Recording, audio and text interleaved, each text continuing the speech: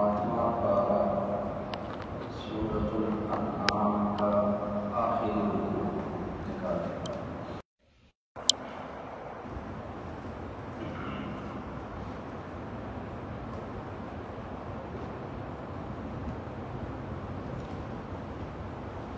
رکوع کے درمیان سے آیت نمبر 159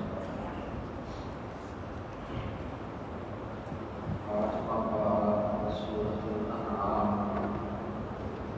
آیت نمبر 159۔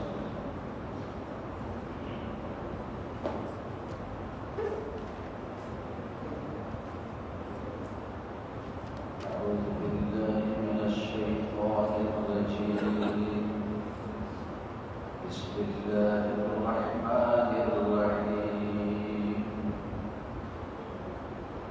إن الذين فرقوا دينهم وكانوا شيعا لست منهم في شيء إنما أمرهم إلى الله ثم ينبئهم بما كانوا يفعلون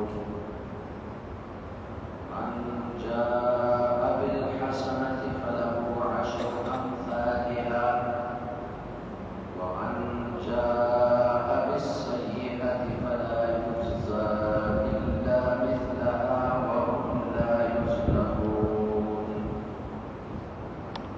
قل إنني هداني ربي إلى صراط مستقيم قيما ملة إبراهيم حنيفا وما كان من المشركين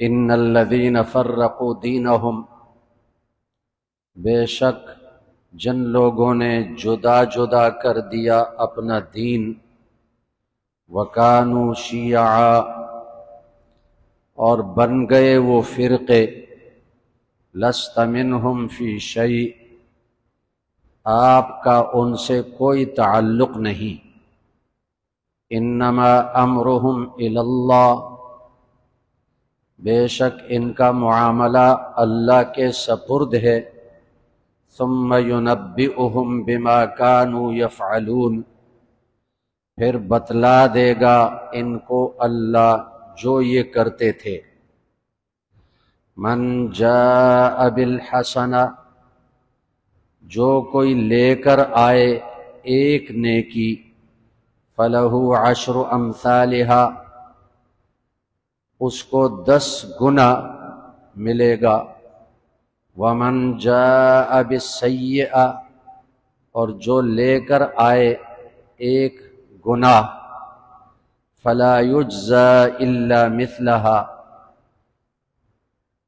اس کو بدلہ نہیں ملے گا مگر اتنا وہم لا یظلمون اور ان پر ظلم نہیں کیا جائے گا قل کہہ دو اننی ہدانی ربی بے شک مجھے ہدایت دی میرے رب نے الی صراط مستقیم سیدھے راستے کی دیناً قیما جو دین سیدھا ہے ملت ابراہیم ابراہیم علیہ السلام کی ملت ہے حنیفہ جو یکسو تھے وما کان من المشرکین اور نہیں تھے وہ مشرکوں میں سے سورۃ الانعام کی آیت نمبر 159 160 161 کی تلاوت کی گئی دین کے 2 حصے ہیں ایک حصہ عقائد پر مشتمل ہے کیسا عقیدہ رکھنا چاہیے اور دوسرا حصہ احکام پر مشتمل ہے عقائد کو اصول دین کہا جاتا ہے دین کی بنیاد اور جو اعمال ہیں ان کو فروعات کہا جاتا ہے تو آدم علیہ السلام سے لے کر نبی کریم صلی اللہ علیہ وسلم تک جتنے بھی انبیاء علیہم السلام اللہ نے بھیجے ہیں، تو عقائد ان سب کے دینوں میں مشترک ہیں، لیکن اعمال میں فرق ہے۔ کسی نبی کی شریعت میں اعمال ایک طرح کے ہیں، کسی نبی کی شریعت میں اس کے خلاف ہیں دوسرے طرح کے، جیسے نماز، روزہ، زکوٰۃ، حج وغیرہ، یہ اعمال ہیں، احکام ہیں۔ تو یہ احکام مختلف انبیاء علیہ السلام کی شریعتوں میں مختلف رہے۔ تو یہ 3 آیتیں جو پڑھی گئیں، ان میں اصول دین کا بیان ہے، دین کی بنیادی عقائد، اور اس کے بعد آخر تک جو آیتیں ہیں ان میں فروعی احکام کا بیان ہے۔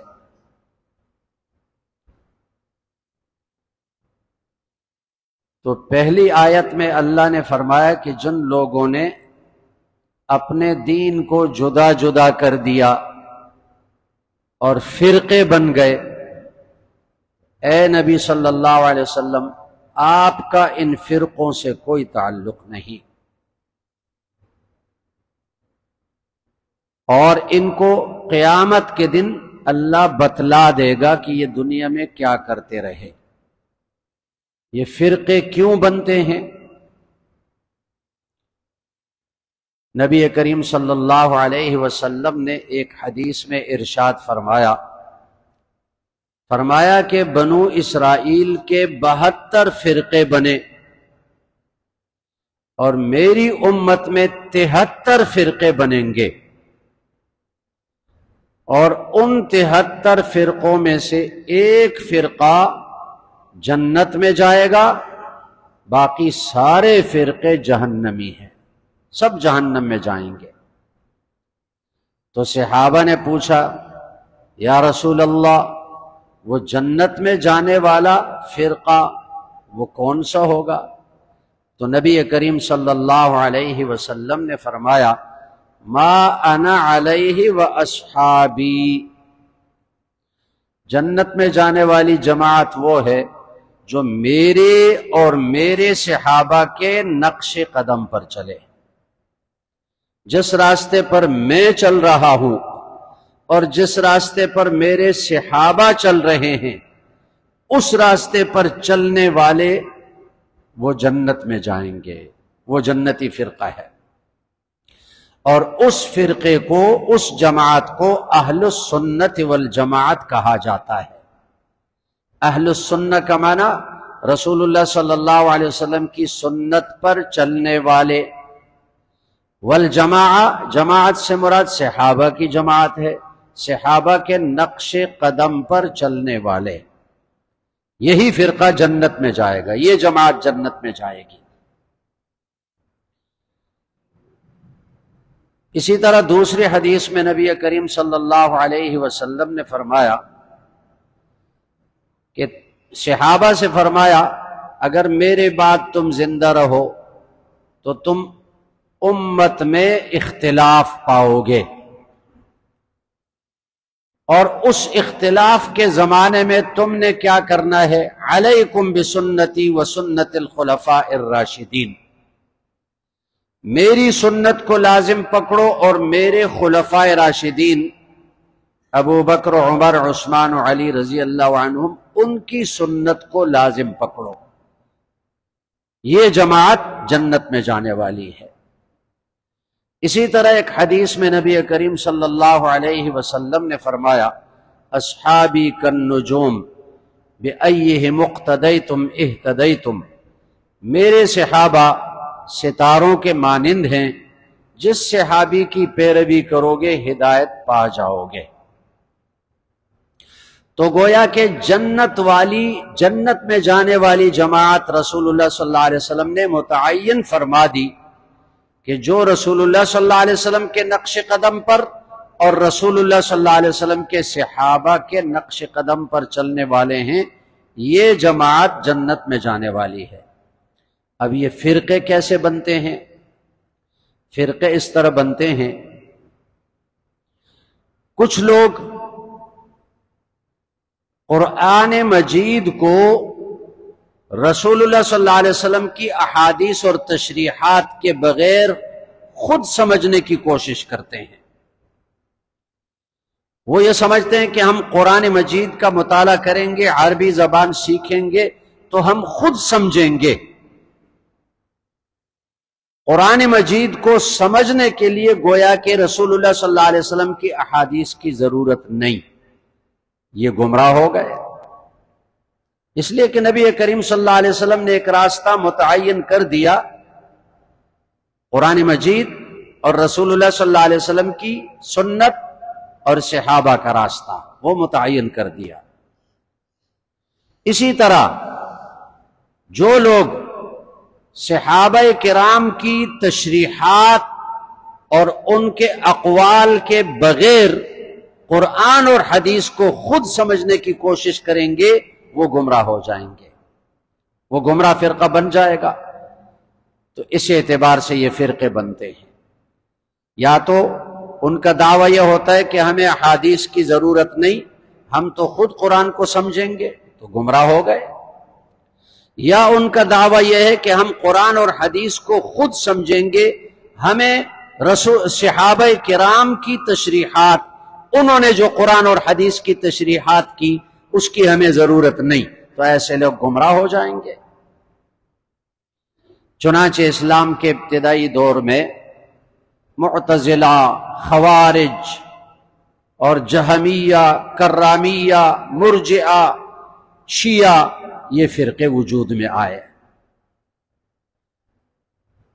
تو اس اعتبار سے یہ فرقے بنتے ہیں۔ ایسے فرقے بنانے والوں کے بارے میں فرمایا کہ جن لوگوں نے اپنے دین کو جدا جدا کر دیا اور فرقے بن گئے، اے نبی صلی اللہ علیہ وسلم آپ کا ان سے کوئی تعلق نہیں، یہ گمراہ ہو گئے۔ آج کے دور میں بھی ایسے لوگ پائے جاتے ہیں، اور خاص طور پر یہ جو سوشل میڈیا ہے، اس سوشل میڈیا میں ایسے نئے نئے محققین آتے ہیں، تحقیق کرنے والے، جن کا دعویٰ یہ ہوتا ہے کہ ہم خود قرآن کو سمجھیں گے، ہمیں رسول اللہ صلی اللہ علیہ وسلم نے جو قرآن کی تشریح کی اس کی ضرورت نہیں، احادیث کی ضرورت نہیں، خود قرآن کو سمجھیں گے، یا صحابہ کرام نے جیسے دین کو سمجھا اس کی ہمیں ضرورت نہیں، ہم خود سمجھیں گے۔ ایسے لوگ گمراہ ہو جاتے ہیں۔ تو اس لیے جو لوگ اپنے علماء کو چھوڑ کر فیس بک کے جو محققین ہیں، تحقیق کا دعویٰ کرنے والے، نام نہاد محققین، جو ان سے دین کو سیکھنے اور سمجھنے کی کوشش کرتے ہیں، وہ بھی گمراہ ہو جاتے ہیں۔ اس لیے قرآن اور حدیث کو اور دین کو علماء سے سمجھنا چاہیے۔ یہ طریقہ اسی طرح چل آ رہا ہے۔ رسول اللہ صلی اللہ علیہ وسلم نے اللہ سے سیکھا، صحابہ نے رسول اللہ صلی اللہ علیہ وسلم سے سیکھا، تابعین نے صحابہ سے سیکھا، تبع تابعین نے تابعین سے سیکھا، یہ سلسلہ اسی طرح چلتا آ رہا ہے۔ ورنہ یہ جو سوشل میڈیا ہے، یہ تو اللہ نے اپنی قدرت سے بنایا۔ اللہ اس وقت بھی اپنی قدرت سے بنا سکتا تھا کہ رسول اللہ صلی اللہ علیہ وسلم سوشل میڈیا کے ذریعے سے بس دین کی تبلیغ کریں، لیکن یہ طریقہ اللہ کو پسند نہیں۔ ہمارے نوجوان اس لیے گمراہ ہو جاتے ہیں کہ وہ علماء سے کٹ جاتے ہیں اور وہ سوشل میڈیا کے نام نہاد محققین کے پیچھے پڑ جاتے ہیں، اور یہ یہود اور نصارہ کی سازش ہے کہ بس کوئی مسئلہ تمہیں پیش آئے، گوگل نکال دو، فیس بک نکال دو، مسئلے کا جواب مل جائے گا۔ مقصد اس سے یہود اور نصارہ کا یہ ہے کہ مسلمان اپنے علماء سے کٹ جائیں۔ علماء سے کٹ گئے تو بس گمراہ ہو گئے۔ اس کے بعد اگلی آیت میں فرمایا من جاء بالحسنۃ فلہ عشر امثالھا۔ اس امت کے لیے اللہ نے ایک عجیب ضابطہ بیان فرمایا، ایک انعام اس امت کو دیا جو پچھلی امتوں کے لیے نہیں تھا۔ پچھلی امتوں کے لیے حکم یہ تھا کہ جو ایک نیکی کرے ایک نیکی لکھی جائے گی۔ اس امت کے لیے ضابطہ یہ ہے کہ جو نیکی کا ارادہ کرتا ہے دل میں، ابھی نیکی وجود میں نہیں لائی، ارادہ کرتا ہے، ایک نیکی لکھی جاتی ہے۔ حدیث میں نبی کریم صلی اللہ علیہ وسلم نے فرمایا، من ہم بحسنۃ فلم یعملھا کتبت لہ حسنۃ، نیکی کا ارادہ کرے، ابھی تک نیکی نہیں کی، ایک نیکی لکھی جائے گی۔ اور پھر اگر ارادہ کرنے کے بعد وہ نیکی کر لے تو 10 نیکیاں لکھی جائیں گی۔ یہ 10 کم سے کم مقدار ہے، ورنہ احادیث میں آتا ہے کہ اگر اس کا اخلاص زیادہ ہوگا تو 70 نیکیاں، ایک نیکی کرے 70 لکھی جائیں گی، ایک نیکی کرے 700 لکھی جائیں گی۔ اور اگر گناہ کا ارادہ کرے لیکن پھر اللہ سے ڈرا اور گناہ نہیں کیا، ایک نیکی لکھی جائے گی۔ نیکی کا ارادہ نہیں کیا، گناہ کا ارادہ کیا، لیکن اللہ سے ڈرتے ہوئے گناہ نہیں کیا تو ایک نیکی لکھی جائے گی۔